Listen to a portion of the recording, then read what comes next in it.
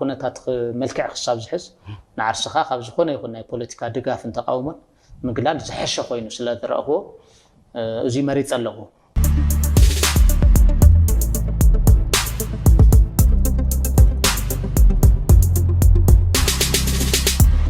سلام كبرات قتاتلتي لاندا ريبورت ملقيتا صبايم لما انتي قداي سب سانا سب برهانه قبر قرقس ابي بصح إلنا حاتيتنا لنا استفلالي منجتات حاتيتنا لنا ابز قداي زي ابي بصح قداي برهانه بزبليم كم زفلت برهانه قبر قرقس ويدما لفعاتي تصفى شمون تطري خلت شحن 10 شمون عام تمرت على تعربي اب كتما شرين دا سلاسه اب تحتي قيدي كمزو علن كنقرص انيحيو قدايون ابيت فردي قربن اي تخصصن زبلون بترغاغامي كوغا سمعنا مخاني فلطي حزي امنتا كونتات يركب قداي برهانه ابي كتاثيرلهم كبير موقعات بصحو زبل قدايون سمعنا لنا ناب حكمنا كم زاتوي قداي زملاخت از قداي زي حق دي زبلون حاتيسنا لنا سدرا يكون فتوتخه ابتي تاثيرو استبحاله بوتا خيدم كحتو مغبي كقربلو ወይ ድማ ዘድልዮ ነገር ካቅርብሉ ይኽእል ዲዮም ዝብልውን ሓቲትና ኣለና ኣመራርሓ ግንባር ምዕራብኸ ኣብ ጉዳይ ብርሃነ እንታይ ይብሉ ዝብልውን ኣካል መደብና እዩ ናይ ለምዋንቲ ሓቲትና ይመለና كبرات قتاتلت لاندا ريبورت لومي ابز ጉዳይ ዜና ሒዝና ለኩም ቀሪብና ዘለና لاندا ريبورت لايك شير سبسكرايب ምግባር ስድራዝ ዩቲዩብ ቻናል ክትኾኑ ኢና ንሓትት ከም ዝፍለጥ ቅድሚ 25 መዓልታት ኣብ ከተማ ሽረ እንዳስላሰ ሸሞንተ ጥሪ 2018 ዓመተ ምህረት ዕለት ዓርቢ ብርሃነ ገብረ ገርግስ ወይ ድማ ልፋዓት ተስፋ ብዝብል ማሕበራዊ መራኸቦ ሽም ዝፍለጥ ከም ዝተኣሰረ ብዝተፈላለዩ ማዕኽና ዜና ተገሊጹ ነይሩ نحنا وانت قداي حاتيتنا برهانه ابي لو كونتات ما سرتون تاع يمثل ابي تاثير يركب امنتا كونتات لو زبل الشعوان حاتيتنا قريبنا بنبارنا يذكري اب محبراو مرخبو فلما زفلت زنبره برهانه بوليتيكاون هايمانوتاون قدات التاساسير يصحف نيرم قصيل لما نحوحات اطبيقو نادغفه نتقامتو دبات دما بمنقاف قصيل لما شم بمصلامي بزح حساب زفلطو نبرهانه بمحبراو مرخبو بزحات نقفتن فتوتن زلو يو برهانه بخلتي وغن يوم شمو زلعلو نربحه تግራይ ዝቃለስ ብሄርተኛ ዝብሉ ወለው يم ከም ዝፍለጡ ናብ 2013 ዝተጋደለ ምዃኑ ይፍለጥዩ ኣብ ሽዕዋን ዝነበረው መንቅስቃስ ዝነድዎ ቀጽኢሉን ንሕወሓት ብዘለዎ ድጋፍ ብምብጋስ ካብዚ ብሰገረ ድማ ነቲ ካልኦት ተቋምቱ ድባት ሽም ዘጸልም ብምዃኑ ግና በብዙሓት ይንቀፍዩ ቀድሚ ኢላ ከም ዝገለጽኹ እንደገፍት ሕወሓት ዝድግፍዎን ብሄርተኛ ትግራዋይ እናበሉ ዝገልጽዎ ከም ዘለው ኮይኖም ኣብ ማሕበራዊ መራኽቦ ግና ሽም ሰባት ዘጸልም ናይ ሓሶት ዘረባ ዝዛረብ ሽሙል ቀሰባት መበገስ ገይሩ ዘረባታት ሚድያ ዘቅርብ ተወሳኺ ክብሪ ሰባት ዘይፈልጥ እናበሉ ዝነቕፍዎ ብጣዕሚ ብዙሓት እዮም ንብርሃነ እዚ ነገር እዚ ከስተኻኸል ብዝተፈላለዩ መንገድዋን ክጠቕስዋላ ተረናዮም እዚ ግና ከስተኻኽለይ ካለን ዝብል ቅሬታታት ክስማዕ ዝጸንሐ ነይሩ ኣብ ልዕሊ ብርሃነ ማለት እዩ ኣብ ሽረ ከም ተቀድም ዝገለጽኩ ልዕሊ 3 ሰሙናት ተኣሲሩ ዝርከብ እዩ ብርሃነ መውቃዕቲ በጽሒዎ ዝብል ዜና ግና ኣብዚ ክልተ መዓልቲ ዓቢ ዛዕባ ኮይኑ ዝቐንየ እዩ ኣውራምባታይ ምስ ሒዝዎ ኣብ ዝወፀ ጸብጻብ ብሓይልታት ጸጥታ ግንባር ምዕራብ ተዓፊኑ ኣብ ዘይፍለጥ ናይ ውልቀ ሰብ ገዛ ተኣሲሩ ዝርከብ ቤት ፍርዱን ቀሪቡ ዘይፈልጥ አክቲቪስት ብርሃነ ገብረ ገርግስ ኣብ ውሽጢ እቲ ዝርከበሉ ቤት ማእሰርቲ ብሹም ምርመራ ከቢድ ኣካላዊ መጥቃዕቲ ኣብ ጽሕምሉ ይርከቡ ይዝብል ተጸብጻብ ቀጽሉ ድማ መንጭታቱ ጸሪሑ ጽምዶ ዝመስረተ ብርሃነ ገብረ ገርግስ ብትእዛዝ ኣዛዚ ግንባር ምዕራብ ብርጋዴር ጀነራል ምግበይ ኃይለ ተዓፊኑ ድሕሪ ሙሳዱ ክሳብ ሎሚ ኣብ ወታደራዊ ይኹን ሲቪላዊ ቤት ፍርዲ ቀሪቡ ኣይፈልጥን ይዝብል ተጸብጻብ ቀጽሉን ብተወሳኺ ብርሃነ ኣዝዩ ከቢድ ዝኾነ ኣካላዊ መጥቃዕቲ ከም ዝበጽሖ ነዚ ስዒቡ ድማ በአባላት ክፍለ ሕክምና ግንባር ምዕራብ ናይቲ ግንባር ዋና አዛዚ ዋና መዋፍሪ ኣብ ዝኾነ ናይ ማእከል ሕክምና ዓዲ ኮኸብ ሕክምናኡ ይከታተለሎ ይዝብል ጸብጻብ ኣውራምባ ታይምስ ናብቲ ሕክምና እውን ባዕሉ ኺኢሉ ክንቀሳቀስ ስለዘይከኣለ ብዊልቸር ከም ዝኸደ እዩ እቲ ጸብጻብ መላኺቱ እቲ ከቢድ ኣካላዊ መጥቃዕቲ ቅድሚ መዓልታት ከባቢ 12 መዓልታት ከም ዝገበረ እዩ እቲ ጸብጻብ መላኺቱ ዘሎ ببرغادي جنرال مقباي حيلة ቀጥተኛ ትእዛዝን ክትትልን ይተፈጽሙት መጥቃዕቲን እተአከላው ጉድአት ከበጽሖ ዝገበረ መጥቃዕትን ይዝብል ንጀነራል ምግበይ ኃይለ ኣብ ማሕበራዊ መራኸቡ በመንቃፉ ናይቲ ጀነራል ናይ ውልቀ እሱሪዩ ይብል ጸብጻብ አውራምባ ታይምስ ኣብቲ ዝወፀ ጸብጻብ ጠሚቱ እንታይ እዚ ጉዳይ እዚ ሓቅነቱ ዝብል ክነጻር ፈቲና ኣለና ብተወሳኺ ብርሃነ ከብዚ ሕዝዋን ኣብ ምንታይ ኩነታት እዩ ዘሎ ብርሃነ ካብ ዝእሰር 25 መዓልታት ተቆፂሩ ዘሎ ኣብ ምንታይ ተኣሲሩ ዘሎ ስድራይ ሓትወዶ ኩነታት ኮንታ እዩ ዝመስል ሰብ ክረኽቦ ይኽእል ዶ ኩነታት ጥዕንኡ ከመይ ይመስል ሓኪም ወይ ናይ ቀረባ ሰባቱ ክረኽቦ ይኽእል ዶ ዝብል ሓቲትና ኢና ወታደራዊ ስነ ምግባር ጥሒሱ ብምባል ተታሒዙ ከም ዘለዎ ምንጭታትና ገሊጾም ዝተፈላለዩ ኣካላት ሓቲትና ኢና ጉዳይ ብርሃነ ካብ ኣመራርሓ ሰራዊት ናይቲ ከባቢ ጀሚሩ ንዑ ኣብ ታሕቶት ኣባላት ሰራዊት ኣብ ማእኸል ዝርከቡ ኣመራርሓ ወይ ሰራሕተኛታት ናይ ሰራዊት እውን ሓቲትና ኢና ብተወሳኺ መቕረቡ ኣብ ከተማ ሽረ እንዳስላሴ ዝርከቡ ነቲ ጉዳይ ብቐረባ ዝከታተሉ ንብርሃነ ብቐረባ ጉዳዩ ህይወቱ ናቱ ጥዕና ዝከታተሉ ናይ ቀረብኡ ሰባት እውን ኣብቲ ጉዳይ ሱ ጠሚትና ሓቲትና ኢና ክሳብ ሕዚ ብዘሎ ሓበሬታ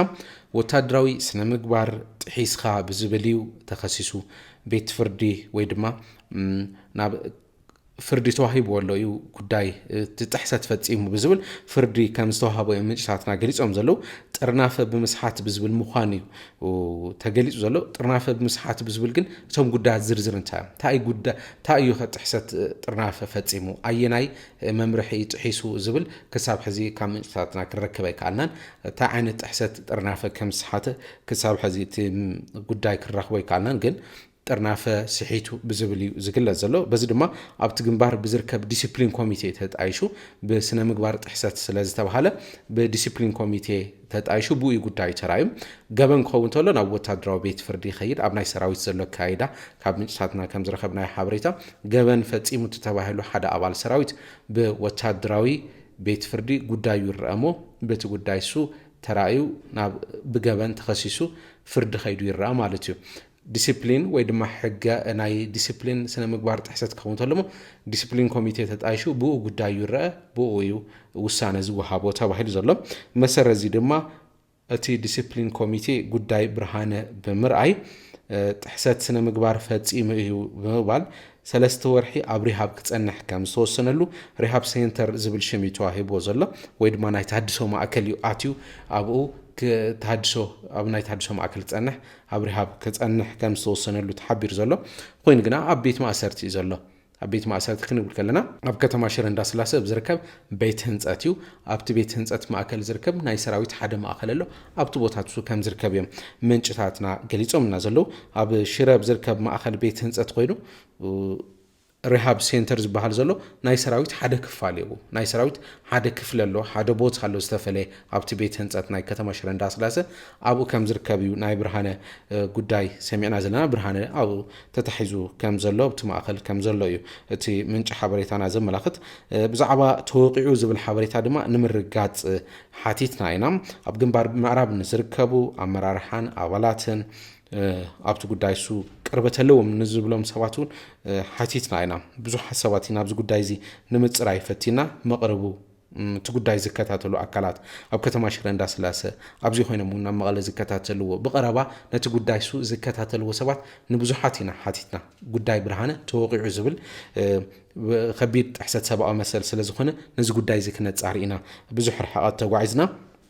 ክሳብ ሕዚ ነቶም ምንሻት ሓበሬታና ክሳብ ሕዚ ብዝረኸብናዮ ሓበሬታ ንብርሃነ ከም ዝተወቅዐ መረጋገፂ ዝህበና ኣካል ይረኸብና ናብ ሕክምና ተወቂዑ ናብ ሕክምና ከም ዝተወሰደ ዘረጋግጽ እውን ክሳብ ሕዚ ይረኸብናን ብርሃነ ኣብቲ ማእከል ተታሒዙ ከም ዘሎ ይገልጽ እዮም ተመጭታትና መውቃዕቲ ከም ዝበጽሖ ግና ዝገልጽ ሓበሬታ ክሳብ ሕዚ ኣይረኸብናን እቲ መውቃዕቲ በፂሕዎ ዝብል ዘሎ ካብ ሓቂ ዝረሓቐ ዝብል እዮም ምላሽ ዝህቡ ብዙሓት ይዛረቡ ዘለው ክሳብ ሕዚ ግና መውቃዕቲ በፂሕዎ ዝብል መረጋገፂ ሓበሬታ ከምዚ የለ እዩ ጉዳይ ብርሃነ ትቕድም ኢለ ዘቐረብኩልኩም ኣካላዊ መጥቃዕቲ በፂሕዎ ብዊልቸር ክሳብ ሕክምና ምኻድ ከም ዝበፅሐ ዝገልጽ ሓበሬታ ካብ ሓቂ ዝረሓቐ ዝብል እዮም እቶም ምንጭታትና ይገልጹ ዘለው ክሳብ ሕዚ ብዘሎ ሓበሬታ ድማ ዘረጋግጽ የለን ማለት እዩ ብርሃነ ምውቅዑ ዘረጋግጽ ከምዚ የለ እዩ ክቡራት ተኸታተልትና ካብቲ ሪሃብ ሴንተር ማለት ነው ቤት ህንጸት ዝርከብ ኣብ ሽረንዳ ስላሰብቲ ማእከል ቤት ህንፀት ናብ ሱር ካምፕ ናይ ሰራዊት ግንባር ምዕራብ ካምፕ ኣሎ ሱር ተባሂሉ ዝፍለጥ ካምፕ ናቡ ይኸይድ ምዃኑን ቶም ምንጭታትና ገሊጾም እናዮም ንብርሃነ ናብ ዝተኣሰረሉ ቦታ ሰብ ኸይዱ ክሓቶ ይኽእል ዶ ዝተኣሰረሉ ቦታ ኸይዱ ሰብ ክሓቶ ይኽእል ዶ መቕረቡ ጉዳዩ ክከታተሉ ይኽእል ዶ በብግዚኡ እናኸዱ ከመይ ሎ ጥዕኑ ይኹን ዘድልዮ ነገራት ምግቢ ክዳውንቲ ወይ መጽሓፍቲ ከቕርቡሉ ክሓትዎ ይኽእል ዶ ዝብል ሓቲትና ኢና ንብርሃነ ዝተኣሰረሉ ኸይድኻ ምሕታት ምግቢ ምቕራብ ዘድልዮ ነገር ምሕታት ከም ዘይከኣል እዩ ተሓቢሩ ዘሎ ቅድሚ ሕዚ ሰብ ክሓቶ ይኽእል ዝብል ካብ ምንጭ ሓበሬታና ሰሚዕና ነርና ኢና ክሪእዎ ይፍቀደሎም እዮም ዝተባሃለ ሕዚ ክንሰምዕ ከለና ግን ኣብ ሰራዊት ዘለው ኣካላት ምዃኖም እዮም ሰሚዕና ዘለና ንዑ ክረኽቦን ክሓትዎን ዝኽእሉ ስድሩ ግና ክሓትዎ ይኽእሉን ወይ መቕረቡ ክሓቶ ይኽእልን ኣብ ከተማ ሽረ እንዳስላሴ ንብርሃነ ይፈልጦ እየ ዝበለ ሰብ ኸይዱ ብርሃነ ክረኽቦ ክሓቶ ዝኾነ ነገር ክቦ ክዳን ምግቢ መጽሓፍ ዘድልዮ ነገራት ክቦ ኢሉ ከም ዘይኽእል ዛጊድ ከም ዘይተፈቐደ እዩ ሓቢሮምና ዘለው ገለገሊኦም ኣብቲ ሰራዊት ዘለው ኣካላት ንዝኾነ ይኹን ኣባል ሰራዊት ከምኡ ምግባር ኣይፍቀድን ብዲስፕሊን ጥሕሰት ተኸሲሱ ናብ ሪሃብ ዝኣተወ ከምኡ ይፍቀድን ዝብል ምላሽ ዝህበለው ግን ብሓፂሩ ንብርሃነ ምርካብ ከም ዘይከኣል እዩ እቲ ምንጭ ሓበሬታና ዘመላኽት ኣብዚ እዋን እዚ ስድሩ ይኹን መቕረቡ ክሓትዎ ኣይተፈቐደሎምን ማለት እዩ ናብ ሽረ ኸይዶም እውን ስድሩ ክሓቱ ፈቲኖም ነይሮም እዮም ንብርሃነ ክረኽቡ ክሓቱ ዘለዎ ኩነታት ክርድኡን ክርእዩን ማለት እዩ ግን ብርሃነ ብኣካል ከም ዘይረኸብዎ ዘልዮ ነገር እውን ከቕርቡሎ ይከኣሉን እዮም ናብ ሽረ እንዳስላሴ ኸይዶም ጉዳይ ብርሃነ ኣብ ማሕበራዊ ሚድያ ስለ ዝተዘረበ ብጣዕሚ ኣሻቕ ኢልዎም ኩነታቱ ክርእዩ ኣይተኸሰሰን ቤት ፍርዲ ቀረበን ዝብል ብተደጋጋሚ ይስማዕ ስለ ዝነበረ ንሱ ነገርሱ ከረጋግፁ ብዓይኖም ክርእዩ ዘለዎ ኩነታቱን ክርድኡ ስለ ዝደለዩ ናብቲ ከተማ ኸይዶም ግና ጉዳይ ብርሃነ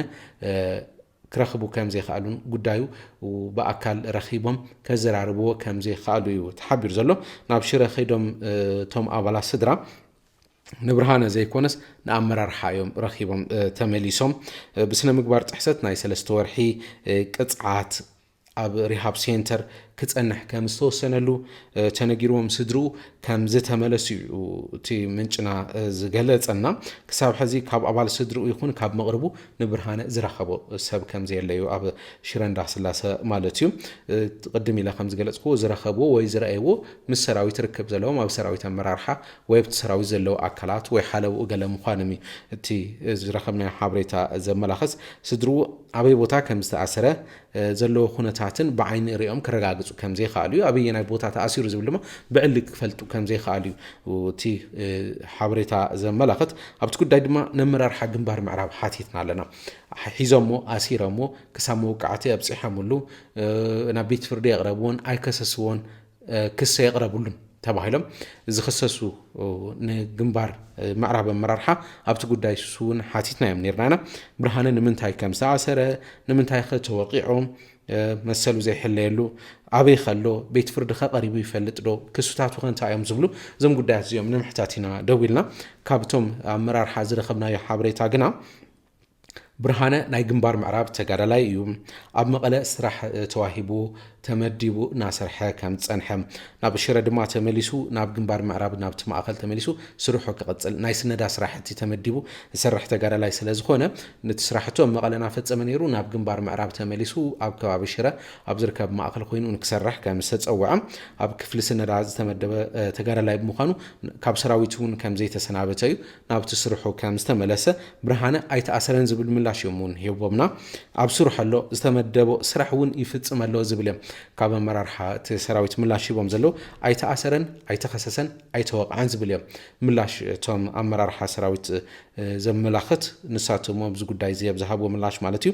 እቲ ዘረባ ኣብ ብርሃነ ተኣሲሩ ተወቂዑ መሰሎ ይተኸበረሉን ክስ እውን ኣይተኸሰሰን ቤት ፍርዲ የቐረበን ስድሩ ኣይሓትዎን ዘለው ኣብ ናይ ውልቀ ሰብ ገዛኢ ተኣሲሩ ዝብሉ እዚኦም ኩሎም ኮነ ኢልካ ሽም ሰራዊት ንምጽላሚ ዝብል እዩ ምላሽ ሂቦም ብርሃነ ኣብ ስርሑ እዩ ዘሎ ዝተወሰነ ካብ ጥርናፈ ወፃኢ ዝፈጸሙ ኣለው ከስተኻኽሎ ስለ ዝተነገሩ ንሱ እውን ከስተኻኽሎ ይግበረሎ እዩ ካብ ወፃኢ እቲ ዝንገር ዘሎ ጌጋ እዩ ምባል እዮም ምላሽ ተዋሂቡ ዘሎ ባዕሉ ብርሃነ ብዚ ጉዳይ እዚ ምላሽ ክህብ ከም ዝተሓተተ እዩ ኣብኡ እቶም ኣመራርሓ ሰራዊት ዘለው ብርሃነ እቲ ጉዳይ እሱ ምላሽ ክህበሉ ናብ ብሚድያ ድዩ ብዝተፈላለዩ መንገዲ ምላሽ ክህበሉ ከም ዝተሓተተ ኮይኑ ግና ብርሃነ ንከምዚ ዓይነት ጉዳይ ወይ ዛዕባ ምላሽ ክህብ ድሌት ከም ዘይብሉ ነጊሩና እዮም ኢሎም ንላንዳ ሪፖርት ሓበሬታ ዝሃቡ ካብ ኣመራርሓት ሰራዊት ማለት እዩ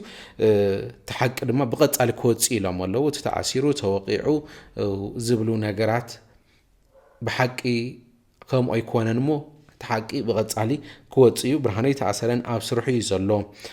ብምባልዮም ካብ ግንባር ምዕራብ ዝሓተትናዮም ኣመራርሓ ወይ ኣዘዝቲ ነዚ ጉዳይ እዚ ምላሽ ዝሃብና ማለት እዩ ኮይኑ ግና ናይ ብርሃነ ናይ ቀረባ ሰባት ዝረኸብናይ ሓበሬታ ግና ንሰለስተ ወርሒ ክእሰር ተፈሪድዎ ተኣሲሩ ከም ዘሎ እዮም ገሊፆምና ነዚ ጉዳይ እዚ ከም ዝፈልጥዮም ንሳቶም ዝሕብሩ ኣብ ጉዳይ ማእሰርቲ ነታ ሕዛን ብርሃነ ድማ ሓለፍቲ ስራሕ ሰሜን ምዕራብ ትግራይ ናይ ጸጥታ ኣካላት እንታይ ይብሉ ዝብል ሓቲትና ኢና ንቢሮ ፍትሒ ክልል ትግራይ እውን እዚ ጉዳይ ዝፈልጦ ድዩ ዝብል ሓቲትና ኣለና ኩሎም ኣካላት ሲቪላዊ ምምሕዳር ከም ምዃነ መጠን እቲ ጉዳይ ከም ዘይፈልጡ እዮም ገሊፆም ዞባ ሰሜን ምዕራብ ትግራይ ናይ ጸጥታ ኣመራርሓ ይኹን ብተወሳኺ ድማ ናይ ቢሮ ፍትሒ ኣመራርሓ ማለት እዩ ኣብዚ ጉዳይ እዚ ሓቲትና እዚ ጉዳይ እዚ ብቐረባ ከም ዘይፈልጡን ሓበሬታ ሙሉእ ሓበሬታ ከም ዘይብሎም ናቶም ጉዳይ ከም ዘይኾነ ምላሽ ሂቦምና ከም ዝፍለጥ ብርሃነ ኣብ ዝሓለፈ ዓመት ወርሒ ሚያዝያ ኣብ ከተማ መቐለ ተኣሲሩ ምንባሩ ይፍለጥ እዩ ኮይኑ ግና ኣባላት ሰራዊት ብዝፈጠርዎ ጽዕንቶ ብዝፈጠርዎ ናይ ሓይሊ ጽዕንቶ ክፍታሕ ተገይሩ እዩ ኮሚሽን ፖሊስ ክልል ትግራይ እውን ብዝተፈጠረሉ ጽዕንቶ ሕጊ ከይተኸበረ ንብርሃነ ፈቲሑ ከም ዝሰደዶ ገሊጹ ነይሩ እዩ ኣብ ዝሓለፈ ዓመት ኣብ ሽዑ እዋን ኣብ መወዳእታ ወርሒ ሚያዝያ መግለፂ ኣውፂኡ ነይሩ እዩ ቢሮ ወይ ኮሚሽን ፖሊስ ክልል ትግራይ ኣብቲ መግለፂኡ እንታይ ለቐሚጡ ኣብ ልዕሊ ኮሚሽን ፖሊስ ትግራይ ትካላውን ሞያውን ነፃነቱ ሓልዩ ከይዲ ምፅራዩ ከየተግብር ልዕሊ ዓቕሙ ዝኾኑ ጸቕጥታት ብምብፅሖም ስዒቡ እውን ካሊእ ዘይተደለየ ውፅኢት ከስዕብ ስለዝኽእል ከይዲ ምፅራይ ኣቋሪፁ ፈቲሑ ንብርሃነ ገብረ ገርግስ ወይ ድማ ልፍዓተይ ተስፋ ሰዲድዎሎ ይብል መግለፂ ኮሚሽን ፖሊስ ክልል ትግራይ ኣብ ሽዕዋን ብርሃነ ናብ ኣስመራ ከይዱ ጽምዶ ካይዱ እናተባሃለ ብዙሕ ይዝረብ ነይሩ ብናይ ኤርትራ ናይ ፕሮፓጋንዳ ኣካል ወይ ካብቶም ኣብ ቅድሚት ንሰምዖም ኣወል ሰዒድ ኣብ ሚድያ ቀሪቡ ተዛሪቡ መንባር ይፍለጥ እዩ ምስኡ ተታሒዙ ኣብ ትሕቲ ቁፅር ውዒሉ ገለ ዝብሉ ዘረባታት ነይሮም ገለገለ እውን ኣብ ማሕበራዊ መራኸቡ ብርሃነ ኣሲርካ ናብ ኣዲስ ኣበባ ንምውሳድ ናብ መንግስቲ ፌደራል ንምውሳድ ምንቅስቃስ ኣሎ እናተባሃለ ይግለጽ ስለዝነበረ ናቱ ደገፍቲ ዝኾኑ ኣብ ሰራዊት ዘለው ይኹኑ ኣብ ማሕበራዊ ሚድያ ዝነጥፉ ኣካላት ብርሃነ ክፍታሕ ጻዕንቶ ይገብሩ መንባሮም ይፍለጥ እዩ ኣብ ሽዑ እዋን ፖሊስ ኮሚሽን ብዝተፈጠረሉ ጽዕንቶ ከም ዝፈትሖን ከም ዝለቐቆን ገሊጹ ነይሩ ከይዲ ምፅራይ ኣቋሪፁ እቲ በፅሐን ዘሎ ጽዕንቶ ናብ ካሊእ ውፅኢት ከስዕብ ይኽእል እዩ ኢሉ ስለ ዝኣመነ ፈቲሑ ከም ዝሰደዶ ኣብ ሽዕዋን ገሊጹ ነይሩ ገለገለ ንብርሃነ ኣብ ሽዕዋን ደገፍቱን ፈተውቱን ዝነበሩ ኣካላት እውን ብርሃነ ተኣሲሩሎ ዝነበረ ፖሊስ ጣብያ ናብ ፌደራል ናብ ኣዲስ ኣበባ ከይውሰድ ምባል ፖሊስ ጣብያ ከይቦሞ ከም ዝሓደሩ ንሳቶም ጥራሕ ዘይኮነስ ናይ ኣባላት ጸጥታ ናይ ሰራዊት እውን ከይቦሞ ከም ዝሓደሩ ነቲ ቦታ ክገልጹ ይስምዑ ነይሮም ብርሃነ ከይውሰድ ናብ ኣዲስ ኣበባ ብዝምባል ብሓለዋ ማለት እዩ ፖሊስ እውን ጽዕንቶ ስለ ዝሓደረ ምባል ፈቲሑ ክሰዶ ከም ዝኽኣለ እዩ ኣብ ሽዕዋን ዝፍለጥ ከም ዝፍለጥ ኣብ ዝሓለፈ ዓመት ብሓይሊ ኣባላት ሰራዊት ክፍታሕ ዝተገብረ ብርሃነ ገብረ ገርግስ ሕዚ ድማ ብግንባር ምዕራብ ተኣሲሩ ከም ዘሎ እዩ ተገሊጹ ዘሎ 3 ወርሒ ድማ ተፈሪድዎ ኣሎ ዓም ብሰራዊት ተፈቲሑ ብሓይሊ ሕዚ ድማ ብሰራዊት ተኣሲሩ ከም ዘሎ እዩ እቲ ናይ ብርሃነ ጉዳይ ዘርኢ ዘሎ ብርሃነ ብዙሕ ሰብ ኣብ ቀረባ ካብ ዝሓለፈ ዓመት ጀሚሩ ብዙሕ ሰብ ትኩረት ዝሰሓበ ኣብ ጉዳይ ጽምዶ ብዝብል ኣብ ወሰናወሰን ኤርትራን ትግራይን ዘሎ ርክብ ህዝቢ ንህዝቢ ብዝብል ሽም ዝፍለጥ ኣብኡ ካብቶም መስረቲ ተባሂሉ ዝግለጽ እቲ ጽምዶ ብርግጽ እቲ ህዝቢ ንህዝቢ ዝብል ሽፋን እዩ ናይ ሰራዊት ወይ ድማ ናይ ፖለቲካዊ መራሕቲ ርክብ እዩ ናይ ተራ ህዝቢ ናይቲ ህዝቢ ርክብ ዘይኮነስ ኮነ ተባሂሉ ፖለቲካዊ ውሳነ ተወሲኑሉ ብላዕለዎት ደረጃ ዝግበር ርክብ እዩ ናይ መራሕቲ ህወሓትን ናይ መራሕቲ ሻዕብያን ርክብ እዩ እናበሉ ዝገልጽዎ ኣለዉ እዮም ካብኡ ስግር ኢሉ እውን መንግስቲ ፌደራል ኣብዚ ጉዳይ እዚ ኣብ ዘስምዖ ክስታት ሰራዊት ኤርትራ ወይ መንግስቲ ኤርትራ ኣብ ኢትዮጵያ ንዕጡቃት ይደግፍ እዩ ምባል መግለጹን ከውፅን ሰምዖ ኢና እቲ ጽምዶ ዝብል እውን ናቱ ሽፋን እዩ ምባል ክገልጹ እንሰምዖ ኢና ነዚ ጉዳይ እዚ ድማ ካብቶም ቅድሚት ኮይኖም ዝድግፉ ዝነበሩ እዮም ብርሃነ ጽምዶ ብዝብል ሽም ማለት እዩ ካብ ቀረባ ግዜ ንድሓር ግና ብርሃነ ነቲ ኣብ ዓለምና 4 ሰባት ብሉጻት ፖለቲከኛታት ወይ ድማ ብጣዕሚ ጽዕንቶ ፈጠርቲ ኢሉ ካብ ዝገለጾም ሓደ ፕሬዚደንት ኢሳያስ አፈወርቂ ፕሬዚደንት ኢሳያስ አፈወርቂ ከምኡ ኢሉ ገሊጽዎ እዩ ተወሳኺ ናይ ኤርትራ ናይ ፕሮፓጋንዳ ካብቶም ቅድሚ ሽሞም ጽዋዕ ኣወል ሰዒድ ሙሱ ኣብ ዝገበሩ ቃለ መጽይቕ እውን ተመሳሳሊ ዝደገሞ ጉዳይ ነይሩ ካብ ቀረባ ኣዋርሕነት ዘግና ንፕሬዚደንት ኢሳያስ ጆኖሳይደር ክብል ዝገለጾ ምዃኑ ይፍለጥ እዩ ነቲ ብሉጽ መራሒ ዝበሎ ማለት እዩ ፖለቲካዊ ርእይቶ ደው ከብል እየ መሃብ ኣብ ሚድያ ቀሪበ ፖለቲካዊ ርእይቶ መሃብ ደው ከብል እየ ኢሉን ገሊጹ ነይሩ እዩ ብርሃነ ነቲ ኣብ ናይ ትግራይ ፖለቲካ ወይ ምስቲ ናይ ኤርትራ ርክባት እውን ጠቕላሉ ኣብ ፖለቲካዊ ርእይቶ መሃብ ደው ከብል እየ ዝብል መርገፂ ወሲዱ ነይሩ እዩ ብተወሳኺ ድማ ንሕወሓት ኣጥቢቐ እውን ክቃወም እየ ዝብል እውን መግለጽታት ኣብ ሚድያ ወፂኡ ኣብ ማሕበራዊ ሚድያ ባዕሉ ቪድዮ እናወፀ ኣብ ኢንተርቪዋት እናወፀ ከምኡ ክዛረብና ሰማዕናዮ ነርና ኢና ብርሃነ ገብረ ገርግስ ነቲ قدم حزي شمة متفئهم زبالهم نبر بريزيدنت تግራይ ጌታቸው ረዳን ኔትናንት ጀነራል ጻድቃን ገብረትንሳኤ ድማ شمة متفئهم በመባል ኣብ ሚድያውን ወጽኡ ይቅሬታ ሓቲስ መንባሩ ይዝከሪው ንሕወሓቱን ኣጥቢቁ ከም ዝቃወምን